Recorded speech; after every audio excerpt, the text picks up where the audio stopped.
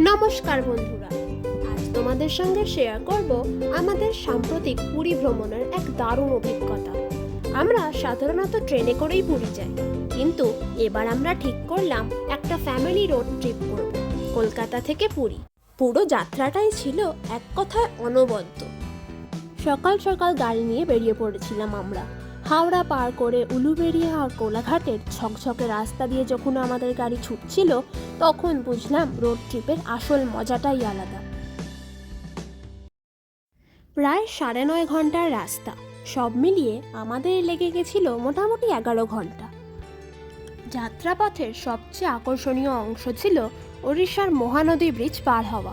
তোমরা ভিডিওতে দেখতেই পাচ্ছ, বিশাল এই নদীর ওপর দিয়ে যখন আমাদের গাড়িটা যাচ্ছিল, সেই অভিজ্ঞতা ছিল এক কথায় অতুলনীয়।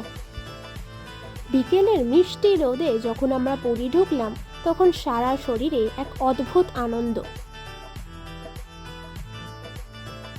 হাত মুখ ধুয়েই আমরা ছুটে গেলাম সি বিচে।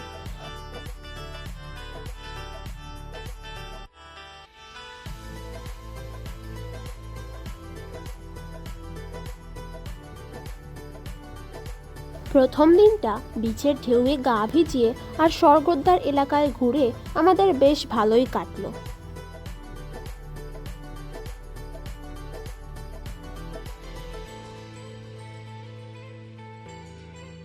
তারপর জগন্নাথ মন্দিরে গিয়ে আমরা জগন্নাথ দর্শন করে মন্দির চত্বরে অনেকক্ষণ ঘুরলাম। তারপর দেখলাম সেই বিখ্যাত ধ্বজা তোলা।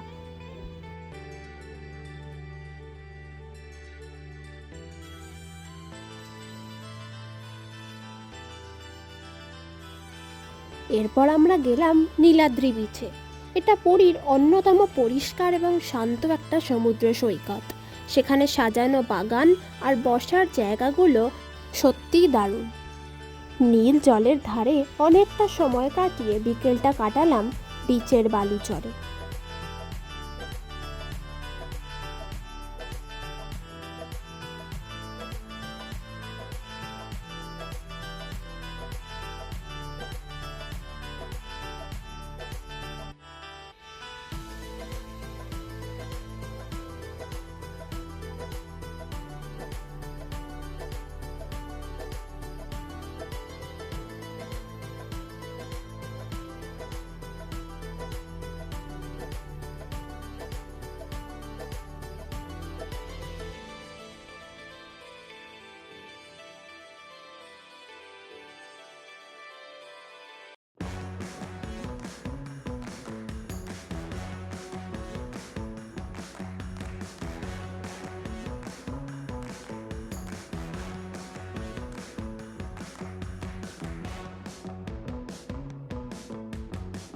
ভ্রমণের তৃতীয় দিন আমরা গিয়েছিলাম রঘুরাজপুর, যা ওড়িশার একটি আর্ট ভিলেজ।